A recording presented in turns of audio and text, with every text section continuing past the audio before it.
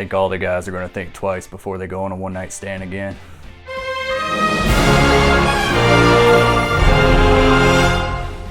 Before we get started, hit the like button, subscribe, and hit the bell for more content in the future.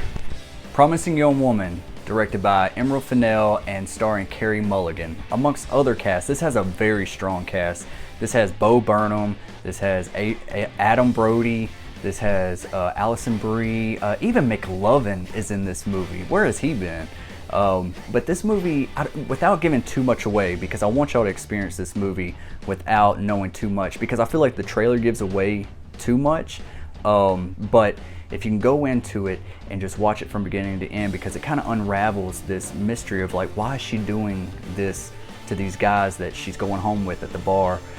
She goes out at night to bars and clubs, and she pretends to be really hammered, really drunk, and some so-called nice guy comes along and wants to take care of her, and they end up taking her home, and then she busts them out for them trying to take advantage of her.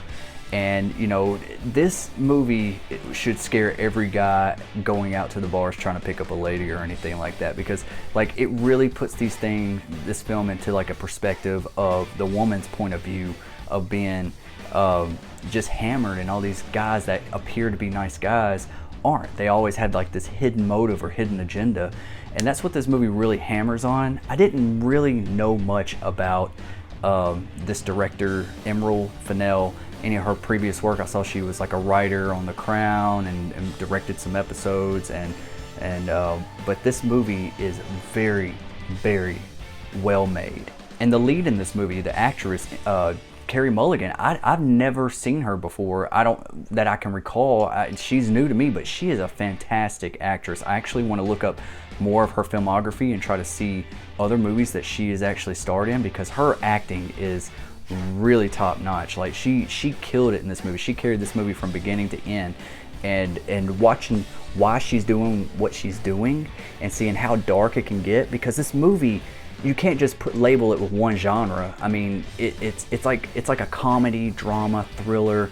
It's like all combined, a really dark comedy, and it's just it blends it all together so well. The pacing in this movie, it goes from it's like every scene it just gets better and better and better until the climax, which I don't want to give anything away about the climax, but it actually gets dark.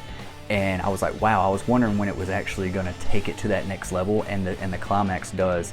Now there's a lot of pros for this movie, but if I had to pick out a con, it would be a little bit of the climax. I feel like it was very, very much rushed when it gets to the wedding scene. I'm not going to give anything else away. I just feel like they cut it off too soon, and I feel like they could have taken it to another level, because this movie left me wanting a little bit more, even though it fulfilled everything that I needed.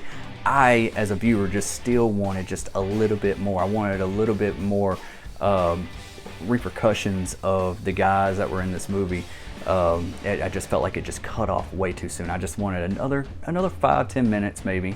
And if I had to say there was another con, it would be this group of characters that is introduced at the climax of the movie. I kind of wish they were introduced earlier in the film, so just maybe a scene or two, just so we kind of know who they are. We do know who they are whenever they are introduced, but I just think that it would have been a lot better for what happens to just see an extra scene or two near or in the middle of the film to just kind of like let us know, hey, this is who's in this movie as well. Other than that, I think the movie's fantastic, and this is coming from a guy that actually works for a college and deals with Title IX cases, and this kind of stuff is real. I mean, yeah, people could say this is like Hollywood hypocrisy, or this is very controversial, and it's a very controversial film, because there's always two sides of everything. But this is an issue when it comes amongst like fraternity houses or just people out in the bar, and just from a male's perspective. I'm not saying that it's always this way, but I'm just saying these are issues that are in colleges across the U.S. right now. And I think that like after this movie is like available to be viewed maybe on Netflix or other streaming services, I think that when more people get their hands on it and is able to watch it, there's going to be a lot of talk with this, a lot of controversy, and I think that's what the director wanted, because I was reading that on IMDb that the director, like in the test screening, like 2 people actually got into an argument, almost into a big altercation because of this film, because they had 2 totally different perspectives of what was going on, and that's what the director wanted. Let's talk about the soundtrack for a second, because this movie has got some of the best scores, some of the best music that they pulled for like certain scenes, like especially the climax, or even like the aftermath of the climax. Like there's a song on there, and you'll hear it. I'm not going to give it away, but it was perfectly placed. And this movie has just this is one of the best movies I've seen all year. And I'm not just talking about 2021, I'm talking about 2020, because we don't have a whole lot of films to really work with here. But this movie is one of the best films I have probably ever seen.